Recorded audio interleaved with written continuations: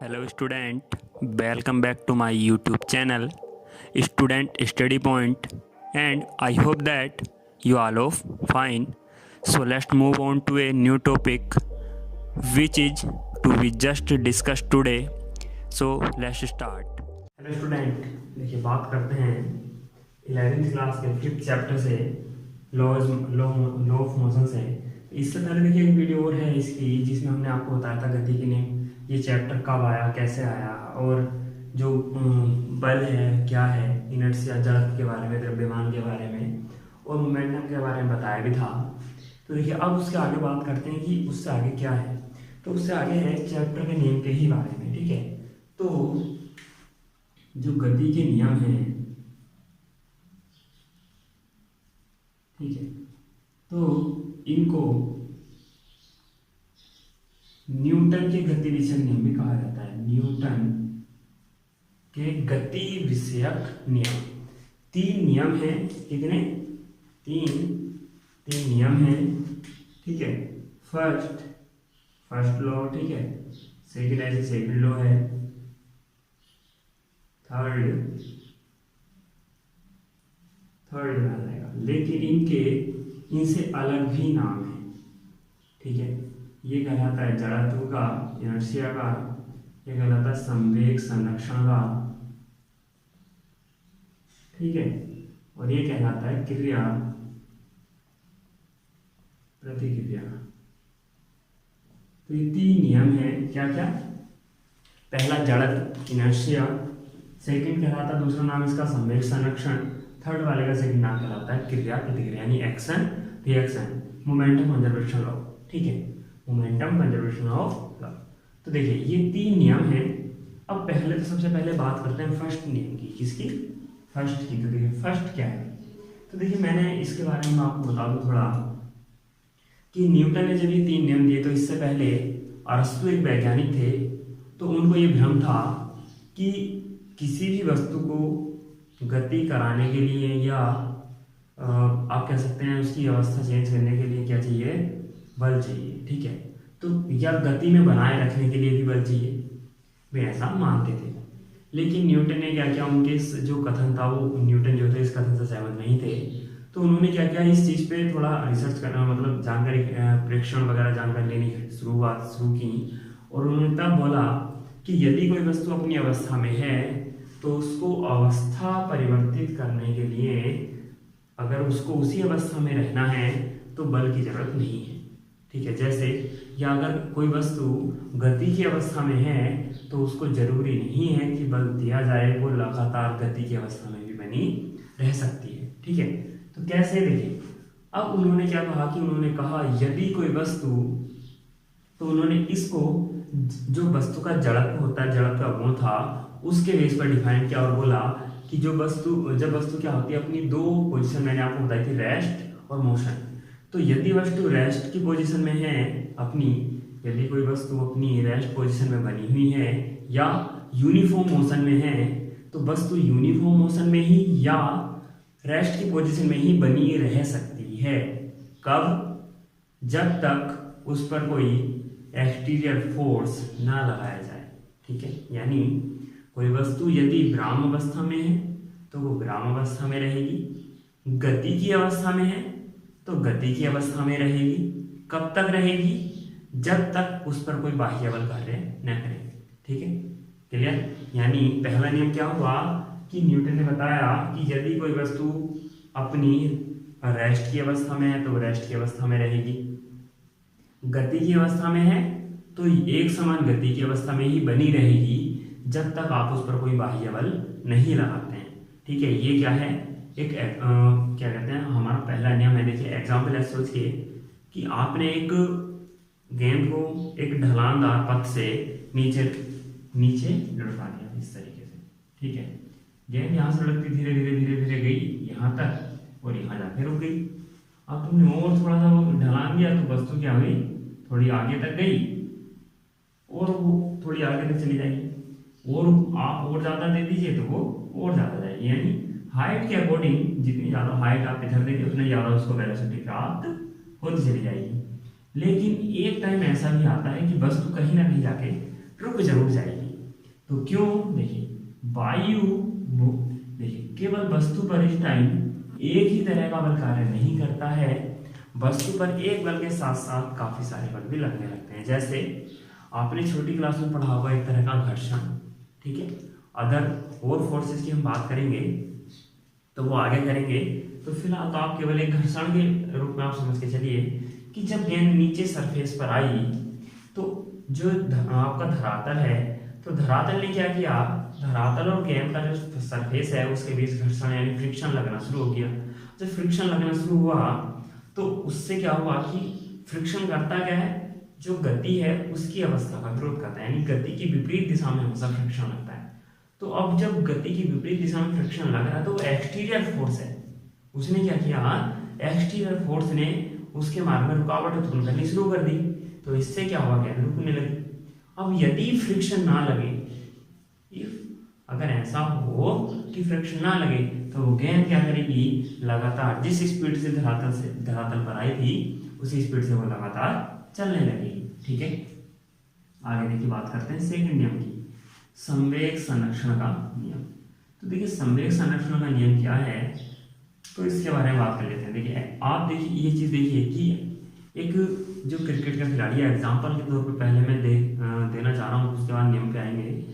तो जब कोई खिलाड़ी या एक टीचर, आप समझ के चलिए, जब एक टीचर एक बच्चे को पीटता है या तो डंडी से या किसी अदर चीज से, या आप समझ के चलिए कि एक क्रिकेट का खिलाड़ी जब कैच लपकता है तो जितनी ज्यादा हाइट पर गेंद गई होगी वहां से वापस आ रही होगी, तो उस गेंद को पकड़ने में उतनी ही ज्यादा उसको कठिनाई होती है, उसके हाथों पर जो लगने वाली चोट होती है वो उतनी ही ज्यादा अधिक होगी। यानी आपकी तरफ अगर कोई बॉल काफी तेजी से फेंकी जा रही हो, आपको उसको रोकना हो, तो वो आपके जब हाथ पर या बॉडी पर आके लगती है तो वो बहुत ज़्यादा चोट करती है, यानी प्रहार करती है, आघात करती है।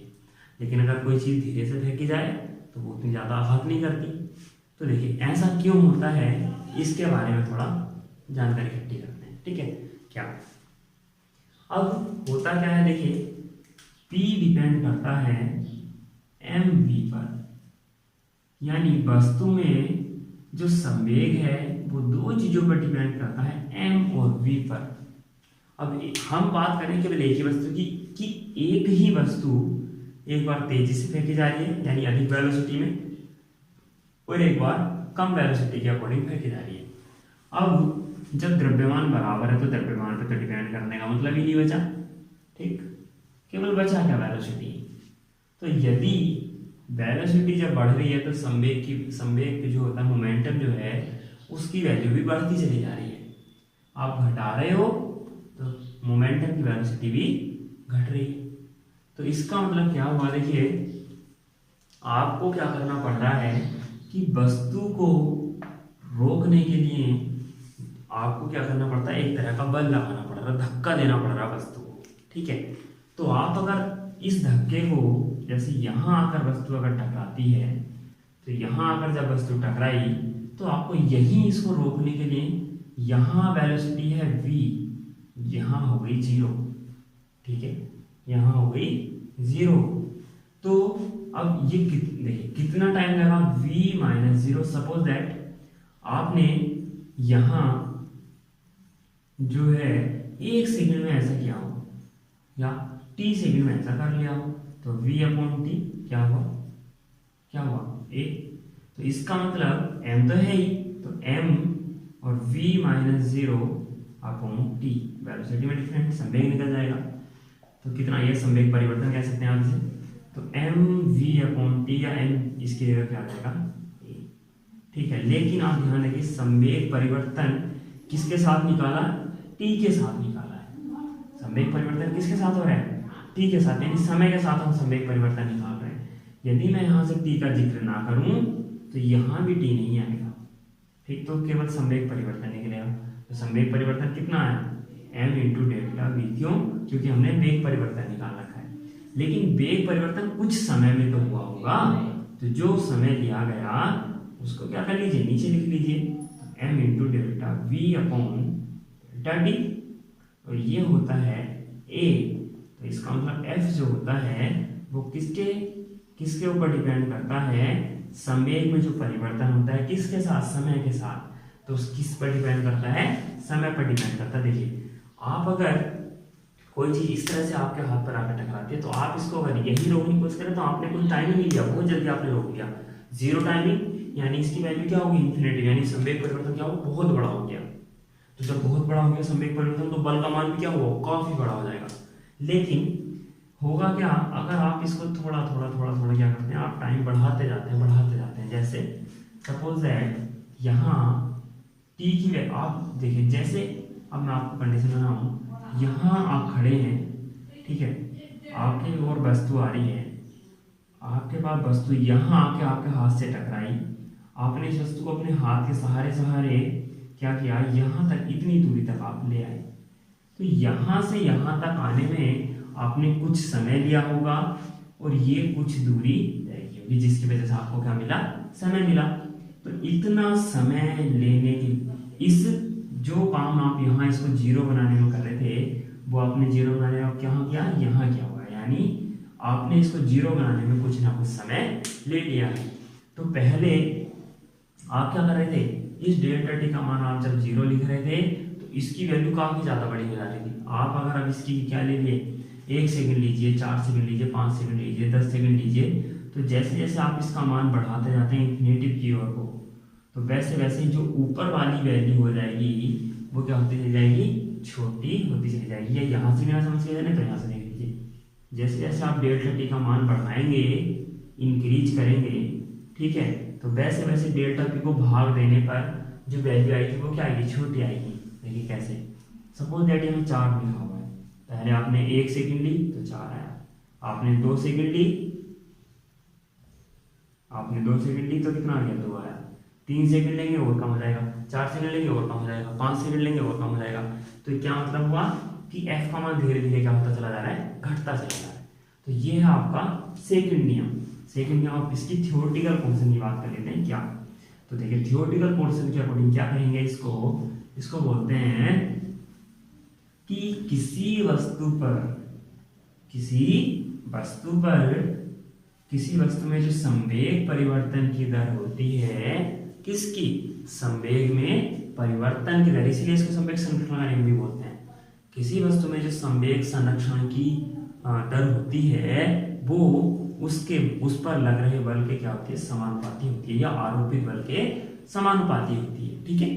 तो इसको मैथमेटिकल फॉर्म में आप लिखना चाहें तो आप लिख सकते हैं F इज प्रोपोर्शनल टू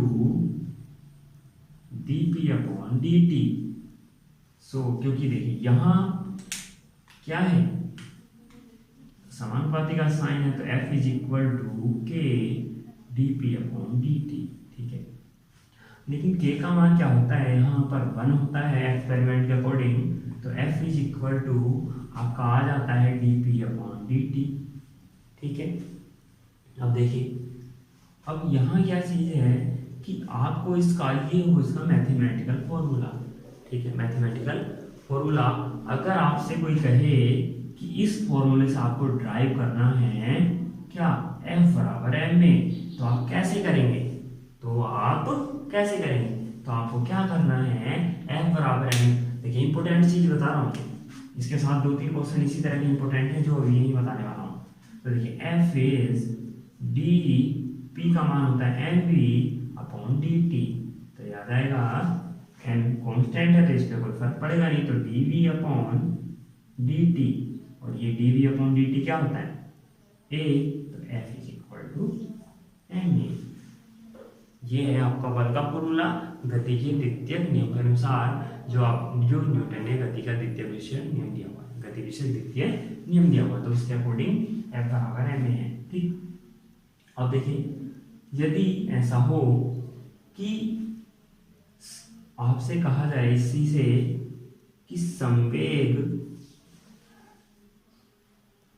संरक्षण का नियम सिद्ध कीजिए, कि बताइए किसी वस्तु के लिए संवेग संरक्षण कैसे नियत रह सकता है, संवेग नियत कैसे रह सकता है। तो आप क्या करेंगे, देखिए ये वाला सूत्र हम लिखेंगे F बराबर dP अपॉन dt, क्योंकि आप जानते हैं, ठीक है।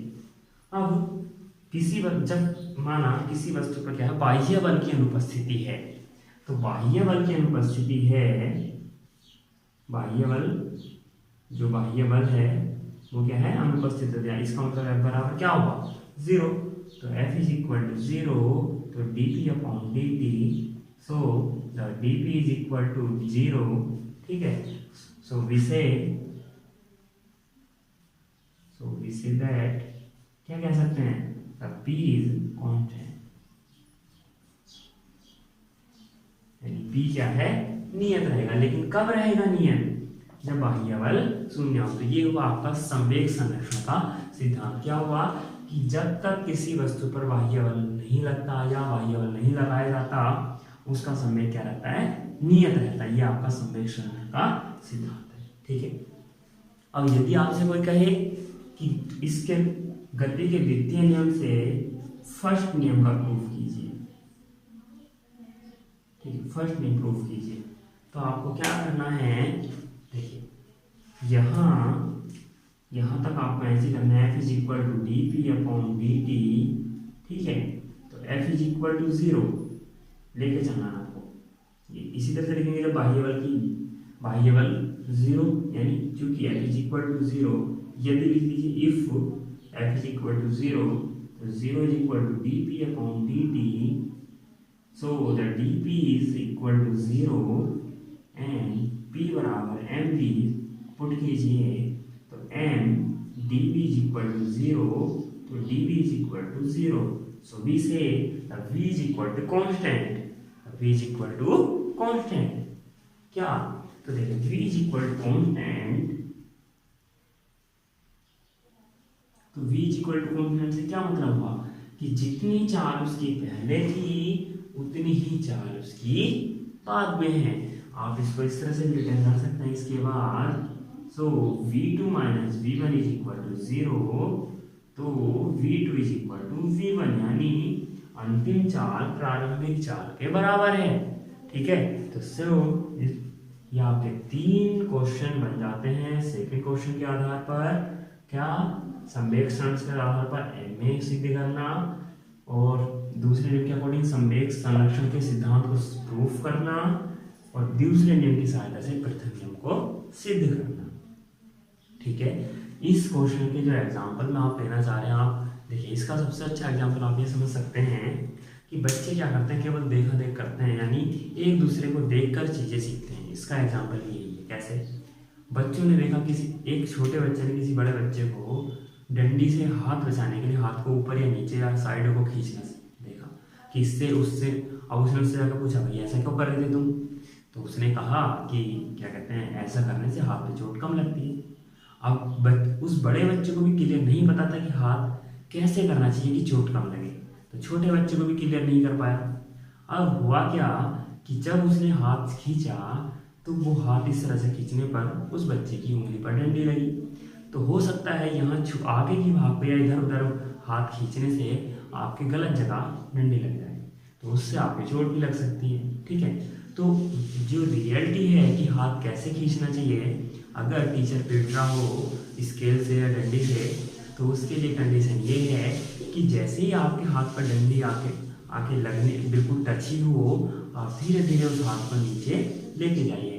तो लेके जाने से क्या होगा, जो डंडी की वेलोसिटी यहाँ आपके हाथ पे लगते के साथ 0 होगी जब, तो आपको ज़्यादा आघात लगेगा डंडी के द्वारा। क्यों? क्योंकि वेलोसिटी जस्ट 0 हो गई। लेकिन जब आप इसको डंडी के साथ साथ नीचे लेके जाएंगे तो कुछ टाइम मिल जाएगा आपको इस डंडी की वेलोसिटी को 0 करने में। तो इससे क्या होगा कि जो आपके हाथ पर आघात चोट लगेगी वो कम लगेगी। क्यों? क्योंकि फिर लगने वाला यानी जो संवेग परिवर्तन का मान होगा वो भी क्या हो जाएगा, कम हो जाएगा। इस वजह से आपके हाथ पर लगने वाला बल यानी चोट कम लगेगी। तो रियलिटी ये है कि आप हाथ इधर उधर ना खींचें, आगे पीछे ना करें। हाथ को क्या करना चाहिए, हाथ को जैसे ही डंडी आपके हाथ पे आके टच हो तभी हाथ को धीरे धीरे नीचे लेके जाना चाहिए, ठीक है। तो ये आपका असली रीजन है हाथ को नीचे करने का किसी बच्चे के पीटते समय, या जब कैच जो खिलाड़ी होता है क्रिकेट खिलाड़ी, जब वो बॉल को कैच करता है तो बॉल को कैच करते हुए हाथों को नीचे खींचना, ये उसका एक एग्जाम्पल है।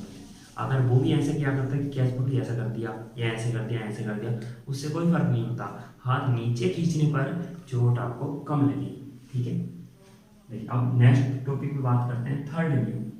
ठीक है, थर्ड नियम देखिए, थर्ड नियम क्या है, एक्शन रिएक्शन। ठीक है, क्रिया प्रतिक्रिया। तो क्रिया प्रतिक्रिया में क्या है, देखिए हर एक क्रिया के बराबर परंतु विपरीत प्रतिक्रिया होती है। जैसे आप कोई काम कर रहे हैं तो कोई दूसरा आपको देख के उसके अपोजिट कुछ ना कुछ सोच मतलब आपके काम के अपोजिट कुछ ना कुछ सोचेगा। जैसे आप पढ़ रहे हैं तो कोई आपको पढ़ने ना देने की सोचेगा। आपके पास अगर बहुत सारा पैसा तो दूसरे आपसे जलने लगेंगे कि यार इसके पास इतना पैसा, पता नहीं क्या करता है। तो ये इस तरह की चीजें हैं कि किसी ना किसी भी तरह की प्रतिक्रिया तो जरूर मिलती है आप कुछ करते हैं तो। ठीक है, अब क्रिया प्रतिक्रिया में है क्या रियलिटी में कि देखिए यहाँ दो तरह के फोर्स होते हैं। आप एक तरह का फोर्स लगाते हैं, दूसरी तरह का ऑटोमेटिक स्टार्ट हो जाता है। जैसे पृथ्वी पर हम क्या करते हैं, बल पृथ्वी पर देखिए हम खड़े हैं तो हम क्या कर रहे हैं, नीचे की ओर बल लगा रहे हैं, दबाव डाल रहे हैं। ठीक, तो जस्ट इसी वजह से पृथ्वी क्या करती है, हम पर ऊपर की ओर बल लगाती है। तो देखिए दो तरह का बल हुआ और दो ही वस्तुएं हुई। फर्स्ट एक मैन हो गया जो व्यक्ति खड़ा है, एक अर्थ हो गई, मैन ने लगाया नीचे, अर्थ ने लगाया ऊपर। तो देखिए दो तरह का फोर्स हुआ, एक तो एक्शन एक रिएक्शन। ठीक है, पहली वस्तु ये है, सेकंड वस्तु ये है, यानी दो ऑब्जेक्ट होते हैं, दो ही तरह के फोर्स होते हैं। दोनों फोर्स कपल के रूप में होते हैं लेकिन अपोजिट लगते हैं और दो वस्तुओं पर लगेंगे। ठीक है, एक कपल मतलब एक बल का बिना कपल के मतलब युग्म के कोई महत्व नहीं होता। कभी भी बल का जो अस्तित्व है वो हमेशा कपल के रूप में होता है, यानी युग्म के रूप में होता है। ठीक है, तो ध्यान रखिएगा दो वस्तुएं होती हैं, दोनों पर अलग अलग बल कार्य करते हैं, विपरीत दिशाओं में कार्य करते हैं, सिंगल बल का कोई अस्तित्व नहीं है। ठीक है, तो ये क्रिया प्रतिक्रिया का नियम बताता है। इसके एग्जाम्पल मैं देखिए बताता हूँ। जब हम नाव से कूदते हैं तो जब हम आगे की ओर जंप लगाते हैं तो नाव पीछे जाती है। ठीक है, जब हम आगे की ओर कूदते हैं तो नाव पीछे हट जाती है। तो आपने बल लगाया नाव पर, तो नाव ने आप पर लगाया। दो वस्तुएं हुई, व्यक्ति और आप और नाव।